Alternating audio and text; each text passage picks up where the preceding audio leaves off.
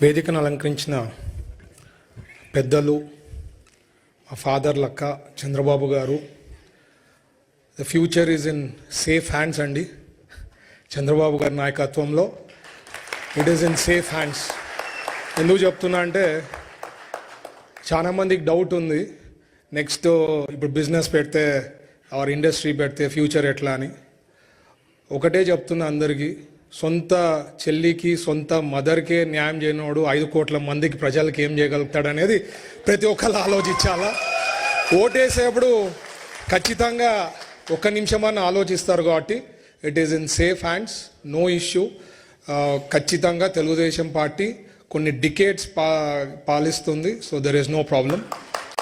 అలాగే the most dynamic youth leader మా నారా లోకేష్ గారు, highly educated,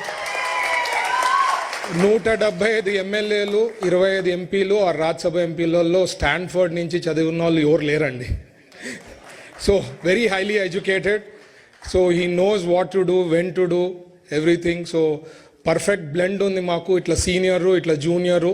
we have a అంటే లాంగ్ టర్మ్ విజన్, ఒక ఆలోచన చేస్తే ఫ్యూచర్ ఆఫ్ తెలుగుదేశం పార్టీకి ఉంది అని చెప్పేదానికి ఒక క్లారిటీ ఉందన్నమాట మా పార్టీలో. అండ్ నచ్చినా నచ్చకపోయినా ఎవరికైనా ఫ్యూచర్ ఇస్ లోకేష్ గారు. అండ్ కాబోయే ముఖ్యమంత్రి కూడా మన లోకేష్ గారు ఫ్యూచర్లో. అలాగే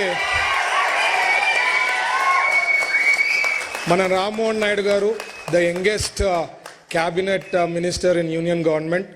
అండ్ రామ్మోహన్ నాయుడు గారికి నేను ఎప్పుడు సార్ విజన్ ఏదైతే ప్రతి డిస్ట్రిక్ట్లో ఎయిర్పోర్ట్స్ రావాలా అని చెప్పి సార్ థాట్ ప్రాసెస్ ఉంది. నాకు తెలిసి గ్యారంటీ రామ్మోహన్ నాయుడు గారు ప్రతి డిస్ట్రిక్ట్ హెడ్ క్వార్టర్స్లో ఎయిర్పోర్ట్స్ పెట్టి మా కర్నూలు నుంచి కూడా విజయవాడకి తొందరగా ఫ్లైట్ని ఏర్పాటు చేయాలని మరి ఇక్కడి నుంచి కూడా రిక్వెస్ట్ చేస్తాం.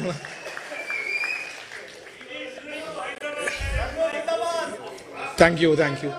సో సార్ ఎప్పుడు చెప్తుంటారండి, స్పీడ్ ఆఫ్ డూయింగ్ బిజినెస్ అని చెప్తుంటారు. ఇండస్ట్రీకి వచ్చేసరికి స్పీడ్ ఆఫ్ డూయింగ్ బిజినెస్ ఎందుకు చెప్తానంటే సార్ కూడా ఎప్పుడు చెప్తుంటారు, ఎందుకంటే అంతకుముందు 90sలో we had only 1 state CEO కానీ ఎవరన్నా అంటే మన ఆంధ్రప్రదేశ్, కంబైన్డ్ ఆంధ్రప్రదేశ్ గుర్తొచ్చేది.